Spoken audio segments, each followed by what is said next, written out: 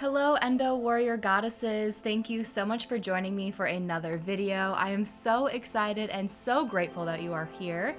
If you are new to my channel and we have not met yet, my name is Bailey M. Bain. It's so great to meet you.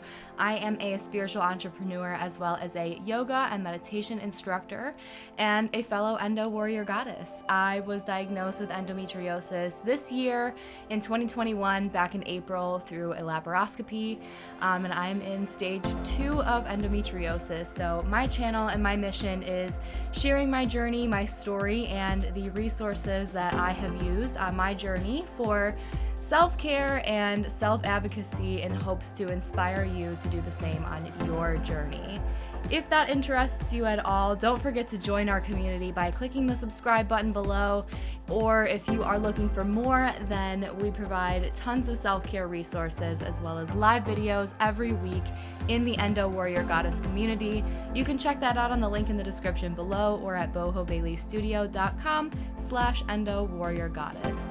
I hope to see you there, but without further ado, let's get into today's video. Today I wanted to talk a little bit more about period stigma and some of the ways this shows up, some of the ways this has showed up for me, and a few tips moving forward about how we can be more period positive in our day-to-day lives with our community and especially our younger generations.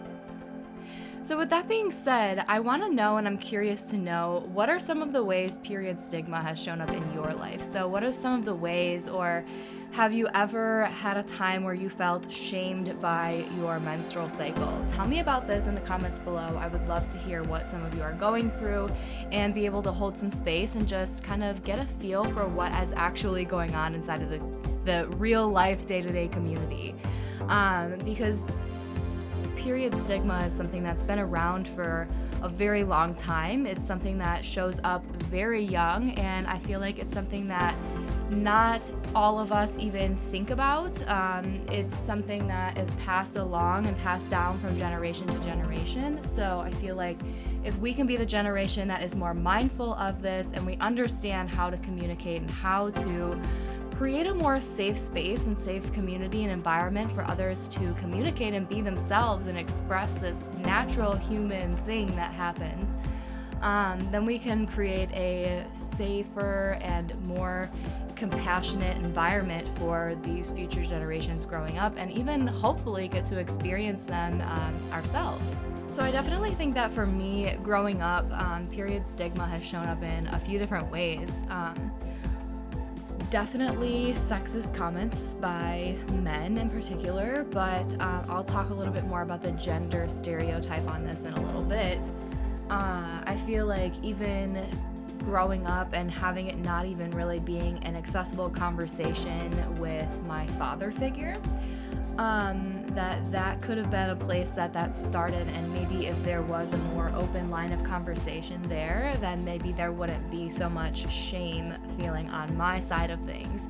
And not even just my dad alone, but even my mom. Like, I didn't feel like I could approach my mom and ask for assistance or help or ask any of the questions that I needed in relationship or in regards to my menstrual cycle. And when I was starting my period, I didn't even feel like I could go to my parents and tell them that was what happened. I was kind of trying to figure things out on my own for a while because there was shame there, and a lack of communication and a lack of understanding of what actually was happening. And yes, this is in the family, but also in school as well. Like, we learned in health class about what a period is, what a menstrual cycle is. We never learned the mindset and the stigma around what that entails. We never learned how to properly communicate around that. We never learned how to properly take care of that for ourselves. We just simply learned what it was in school. And I think that health classes in schools should go a little bit deeper on that, and explaining and understanding to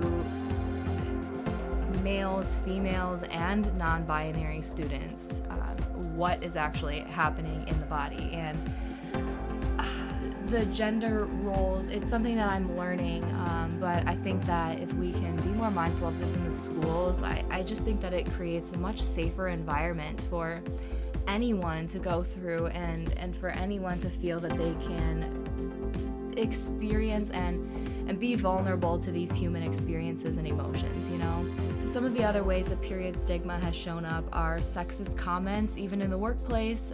Anytime that it's like, oh, well, you're cranky, you must be on your period, that's period stigma. That's one of the ways that this manifests. And unfortunately, it happens all the time.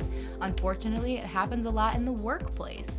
And there are a lot of different articles out there. Feel free to do some research if you feel called to, about how period stigma can actually turn into sexism in the workplace. And I think that that's an important line to distinguish, is period stigma and sexism. And if that line is crossed, making sure and feeling safe and comfortable enough to take the proper actions and the necessary repercussions to tell someone about that and report that, because it is not acceptable no matter what. Under any circumstance, sexism in the workplace, sexism in the home, sexism in the grocery store, I don't care where it is, it's not tolerated.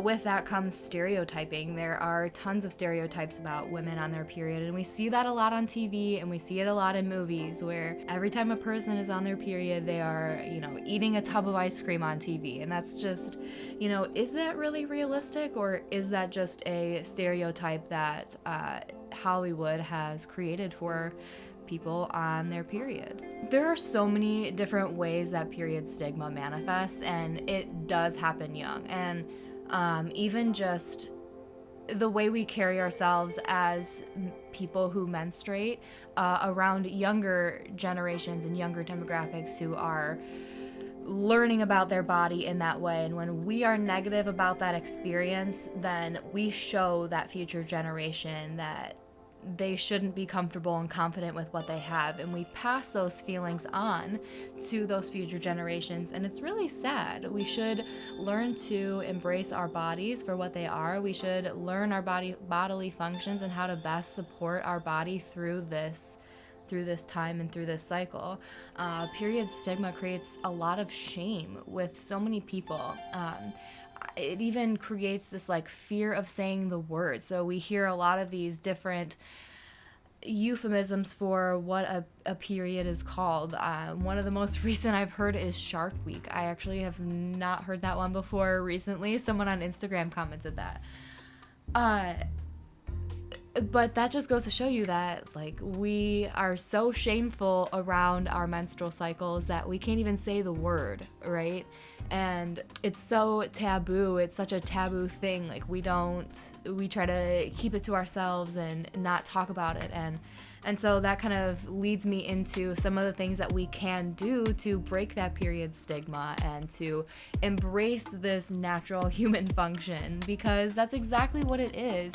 Periods are not gender specific, they are human specific. It's a human experience, it's a natural human function. It's as natural as peeing or pooping. It's a human bodily function. It's not something that we can control. And so having that mindset around it, really, it takes away that mystery behind it. It's just a natural thing. So why are we so worried about what people think about it? Some of the things that we can do are being more open about it, talking about it, having those conversations with our friends, with our families, with our children, and making that peace, if you will, embracing that connection with yourself, your intuition, and your body, and accepting that on your own, so that when you do talk about it, you aren't sharing a negative experience and unloading that onto other people. Because it really can be a beautiful experience if we stop and think about it and make our peace with that and understand that it is something that it can be sacred, it can be divine, and it is one of the most natural things on the planet. Another thing is recognizing when these stigmas and stereotypes are happening and speaking up, not only for yourself but other people, and speaking up for it when it's happening, not letting it happen and then taking to Twitter and talking about it. And I'm guilty of this myself. This is definitely something that I'm learning how to step into and embrace myself and speak up and use my voice, because it is so important. We need to step up. We need to use our voices. Our voices are powerful, and when we can stand together as humans who menstruate or menstruators, then there is just the more power to us, you know? That being said, and as I've been kind of cautious here, is something I'm learning is that periods and the menstrual cycle, it's not something that is gender specific. It's not only something that women get to experience. There are plenty of individuals who are non-binary or transgender who also experience menstruation. So it's not just a function and an experience for women alone. There are so many other people and humans out there going through the same thing. And even with endometriosis is not specific to women. That is all I have for you today in this video. As always, I will be talking a lot more about this during our live discussions and live courses inside of the Endo Warrior Goddess community. I hope that you can join us inside. The link is in the description below, or you can check out bohobaileystudio.com/Endo Warrior Goddess. This is our sacred online space for self-care resources related to your physical, mental, spiritual, and emotional health in regards to endometriosis and other womb health related issues. I go live in the community every Friday at 12 p.m. Eastern Standard Time. Sometimes this fluctuates. I always keep you updated inside of the community. As always, live courses, self-care resources, and trainings are awaiting you inside, so I hope to see you there. If not, then just don't forget to subscribe to our channel so we can stay in touch. I'm so grateful you are here, and I will see you in the next video. So much love to you all. Happy healing. Bye. Thanks for watching. Don't forget to subscribe for more videos. Join our Endo Warrior Goddess community by clicking the link in the description. And as always, I'll be back every Tuesday, Friday, and Sunday with more content.